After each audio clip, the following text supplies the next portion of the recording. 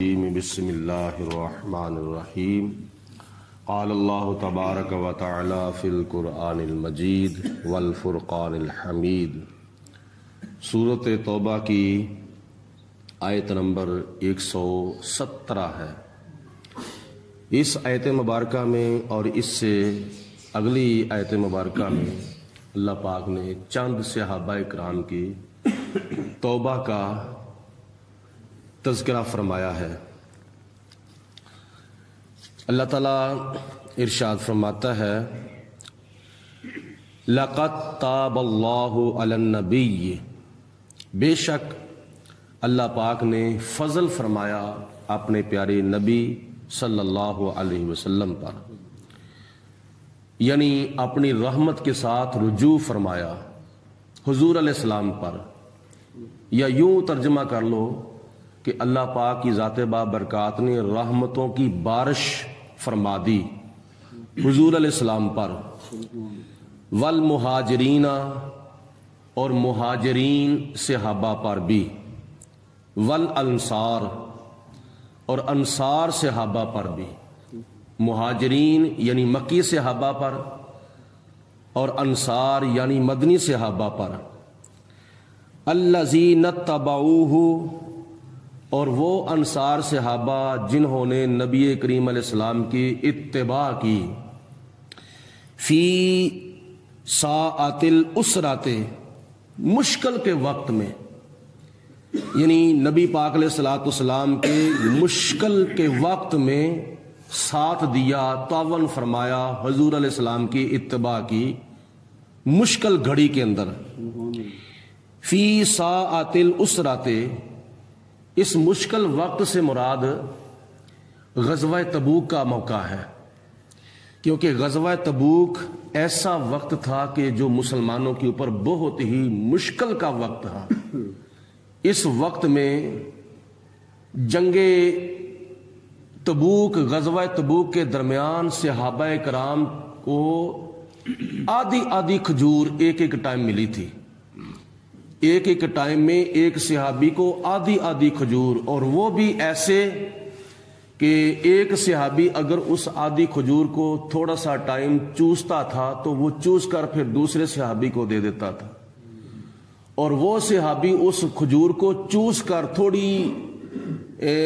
تھوڑے سے ٹائم کے لیے پھر تیسرے صحابی کو دے دیتا تھا، اور وہ پھر ایک گھونٹ پانی پیتے تھا، یعنی ایک کھجور تھوڑا سا ٹائم چوسنا اور چوس کر پھر دوسرے صحابی کو دے دینا، اور پھر جس نے چوسی تھی اس نے پانی کا ایک گھونٹ پینا، ایک ٹائم میں ایسا گزارا ہوتا تھا۔ اور غزوہ تبوک میں جانے کے لیے جبکہ 30,000 صحابہ کرام تھے اور ان کے پاس چند ہزار سواریاں تھیں، اور 10 صحابہ کو ایک اونٹ نبی پاک علیہ الصلوۃ والسلام نے عطا فرمایا تھا، باری باری سوار ہوتے تھے، 10 کے 10 اکٹھے نہیں سوار ہوتے تھے اس اونٹ پر، بلکہ باری باری سوار ہوتے تھے۔ ایک اونٹ 10 صحابہ کو غزوہ تبوک میں جانے کے لیے ملا تھا، اور پھر پانی کی اتنی قلت تھی کہ جس کا حساب ہی نہیں لگایا جا سکتا۔ تو چند صحابہ نے نبی پاک علیہ الصلوۃ والسلام کی بارگاہ میں عرض کی، یا رسول اللہ پانی کی بڑی قلت ہے۔ تو حضور نبی پاک علیہ الصلوۃ والسلام نے پھر دعا فرمائی۔ ایک روایت میں آتا ہے آسمان سے پھر اللہ پاک کی ذات بابرکات نے ایک بادل بھیجا، وہ بادل صرف اور صرف غزوہ تبوک کے مجاہدین کے اوپر برسا تھا، کسی اور جگہ پر نہیں برسا تھا۔ تو اس سے پھر صحابہ کرام سیراب ہوئے، جنہوں نے پینا تھا انہوں نے پی لیا، جنہوں نے کپڑے دھونے تھے انہوں نے کپڑے دھو لیے، جانوروں کو پلانا تھا انہوں نے جانوروں کو پلا لیا۔ یعنی اس سے بڑھ کر مشکل وقت اور کون سا ہو سکتا ہے کہ ایک وقت میں آدھی کھجور ایک صحابی کو مل رہی ہے، وہ بھی کھانے کے لیے نہیں، چوسنے کے لیے، اور چوس کر پھر ایک گھونٹ پانی کے لیے، پینے کے لیے پانی جو ہے وہ دیا جا رہا ہے۔ یہ بڑا مشکل وقت تھا، اس لیے اس غزوے کو غزوہ تبوک بھی کہتے ہیں اور غزوہ اسرت بھی کہتے ہیں۔ قرآن پاک میں یہاں اللہ تعالیٰ نے ارشاد فرمایا کہ فی ساعۃ العسرۃ، یعنی مشکل کے وقت میں جنہوں نے نبی پاک علیہ السلام کا ساتھ دیا، حضور علیہ السلام کی اتباع کی، اور کیفیت یہ بن رہی تھی من بعد ما کادا، اس کے بعد قریب تھا، یزیغ قلوب فریق منہم، قریب تھا کہ ان میں سے ایک گروہ کے دل جو تھے وہ ٹیڑے ہو جاتے، ہوئے نہیں تھے، قریب تھا کہ ایک گروہ کے دل ٹیڑے ہو جاتے۔ یعنی کچھ صحابہ کے دلوں کے اندر یہ خیال آ رہا تھا کہ ہم ہیں بھی حق پر، پھر بھی ہمارے اوپر اتنا مشکل وقت آیا ہے کہ ایک ٹائم نہیں بلکہ کئی ٹائموں میں کئی دنوں میں کھانا نہیں مل رہا، کھجوریں مل رہی ہیں وہ بھی ایک، اور وہ بھی چوسنے کے لیے اور پینے کے لیے ایک پانی کا گھونٹ جو ہے وہ مل رہا ہے، اور چھاؤں کے لیے سائے کا اہتمام بھی نہیں ہے، بھوک اور پیاس سے ہم دو چار ہو رہے ہیں۔ کچھ کے دلوں کے اندر یہ خیال آیا، پھر اللہ پاک کی ذات بابرکات نے ان کے اوپر کرم فرمایا، ان کے دلوں کے اندر جتنے بھی یہ وسوسات تھے وہ سارے کے سارے اللہ پاک نے دور فرما دیے۔ ثم تاب علیہم، پھر خدا کی ذات بابرکات نے ان کے اوپر توبہ ڈالی، یعنی جن کے دلوں میں خیال آیا تھا انہوں نے توبہ کی، ہم کس طرف جا رہے ہیں، شیطان ہمیں کیا ورگ لگا رہا ہے، انہوں نے توبہ کی فوراً کہ یا پروردگار عالم، ہمارے دلوں کے اندر جو خیالات آ رہے تھے ہم اس سے توبہ کرتے ہیں اور تیرے پیارے محبوب کے ساتھ ہم وفا کریں گے۔ ثم تاب علیہم، پھر اللہ پاک نے ان کے اوپر توبہ ڈالی، یعنی ان کو توبہ کی توفیق عطا فرمائی، اور انہوں نے توبہ کی۔ انہ بہم رؤوف الرحیم، اور پھر خدا تعالیٰ نے ان کے ساتھ رحم فرمایا اور ان کے اوپر بڑی شفقت فرمائی، یعنی خدا نے ان کو استقامت عطا فرمائی، ثابت قدمی عطا فرمائی۔ وَعَلَى الثَّلَاثَةِ الَّذِينَ خُلِّفُوا، اور خدا نے ان 3 صحابہ کی بھی توبہ قبول فرمائی جن کا معاملہ موقوف کر دیا گیا تھا، مؤخر کر دیا گیا تھا، جن کا فیصلہ وقتی طور پر ملتوی کر دیا گیا تھا۔ ان 3 صحابہ میں ایک نام ہے حضرت کعب بن مالک، اور ایک کا نام ہے حضرت ہلال، اور ایک کا نام ہے حضرت مرارہ۔ یہ 3 صحابہ، ویسے جب جنگ تبوک، غزوہ تبوک میں نبی پاک علیہ السلام تشریف لے گئے تھے تو تقریباً 80 کے قریب منافقین جان بوجھ کر پیچھے رہ گئے تھے جو بظاہر کلمہ پڑھتے تھے، اور 10 کے قریب صحابہ کرام پیچھے رہ گئے تھے، ان میں سے کچھ مجبور صحابہ تھے، اور جن میں سے 7 کی توبہ ایسے قبول ہوئی کہ انہوں نے حضور علیہ السلام کے تشریف لانے سے پہلے اپنے آپ کو مسجد نبوی کے ستونوں کے ساتھ بطور سزا باندھ لیا تھا، اور حضور علیہ السلام کو جب اللہ کا حکم آیا ان کی توبہ قبول ہوئی تو حضور علیہ السلام نے ان کو پھر ستونوں سے کھول دیا۔ یہ 7 صحابہ تھے۔ 3 صحابہ ایسے تھے کہ جن کی توبہ مؤخر کر دی گئی تھی کیونکہ انہوں نے اپنی توبہ کا ابھی اظہار نہیں کیا تھا، تو ان میں حضرت کعب بن مالک رضی اللہ تعالی عنہ جو یہ خیال کر رہے تھے کہ میں ابھی حضور علیہ السلام کے ساتھ چلا جاؤں گا، تھوڑا سا کام کر لو، وہ کام کرنے کے اندر مشغول ہو گئے، حضور علیہ السلام تشریف لے گئے، پھر دن سارا گزر گیا، کام ختم نہ ہوا، پھر دل کے اندر خیال آیا چلو کل میں کام ختم کر کے میں بھی اپنی سواری کے اوپر بیٹھ کر حضور علیہ السلام کے پیچھے چلا جاؤں گا۔ اور حضرت کعب بن مالک کہتے ہیں کہ جتنا مال اس وقت میرے پاس تھا اس سے پہلے اتنا مال میرے پاس نہیں تھا، ایک سواری کی بجائے میرے پاس سواریاں بھی 2 تھیں، سب کچھ میرے پاس سہولتیں موجود تھیں، لیکن میں صرف جان بوجھ کر سستی کرتا ہوا رہ گیا۔ کئی دن میں نے گزار دی، حتیٰ کہ نبی پاک علیہ الصلوۃ والسلام غزوہ تبوک سے فاتحانہ شان کے ساتھ واپس تشریف لائے، اور حضور علیہ الصلوۃ والسلام جب سفر سے واپس تشریف لاتے تھے تو آپ کا ایک اصول تھا، آپ کا ایک دستور تھا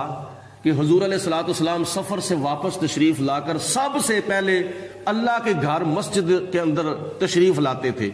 اور آ کر پہلے نفل پڑھتے تھے۔ سفر سے واپس تشریف لا کر حضور علیہ السلام پہلے مسجد کے اندر تشریف لاتے تھے اور نفل ادا کرتے تھے، اور نفل ادا کرنے کے بعد پھر سب سے پہلے اپنی بیٹی، اپنی صاحبزادی خاتون جنت حضرت سیدہ فاطمہ الزہرا رضی اللہ تعالی عنہا کے گھر میں تشریف لے جاتے تھے، اور جناب فاطمہ الزہرا کے گھر تشریف لے جانے کے بعد پھر حضور علیہ الصلوۃ والسلام اپنی ازواج مطہرات کے حجرات میں، ان کے کمروں میں تشریف لے جاتے تھے، کبھی کسی بیوی کے پاس، کبھی کسی بیوی کے پاس، کبھی کسی بیوی کے پاس حضور علیہ الصلوۃ والسلام تشریف لاتے۔ اس کے بعد پھر نبی پاک علیہ السلام جب نماز پڑھانے کے لیے مسجد نبوی کے اندر تشریف لائے تو صحابہ کرام سارے موجود تھے۔ پھر آپ نے ارشاد فرمایا کہ کون کون گیا ہے، کون کون نہیں گیا تھا غزوہ تبوک پر۔ تو جب حضرت کعب بن مالک کی باری آئی تو عرض کی یا رسول اللہ میں نہیں گیا، اور میں سچ آپ کی بارگاہ میں عرض کرتا ہوں، جھوٹ نہیں بولتا، ان منافقوں کی طرح جھوٹے بہانے نہیں بناتا، بلکہ میں سچ عرض کروں تو بات یہ ہے کہ یا رسول اللہ جان بوجھ کر مجھ سے سستی ہو گئی تھی جس کی وجہ سے میں نہیں جا سکا۔ حضور علیہ الصلوۃ والسلام نے فرمایا اچھا، جان بوجھ کر تو نے سستی کی ہے اور بولا بھی تو نے سچ ہے، جھوٹ نہیں بولا اور جھوٹا بہانہ نہیں بنایا، اب تمہارا فیصلہ اللہ پاک کرے گا۔ حضور علیہ الصلوۃ والسلام نے خود بھی ناراضگی کا اظہار فرمایا اور اللہ پاک کے حکم آنے کا انتظار کیا، اور دوسرے صحابہ کرام کو بھی نبی پاک علیہ الصلوۃ والسلام نے فرمایا کہ کوئی صحابی حضرت کعب بن مالک کے ساتھ نہ بولے، نہ اس سے سلام لے، نہ اس کی سلام کا جواب دے، ہر قسم کا بائیکاٹ کر دیا جائے۔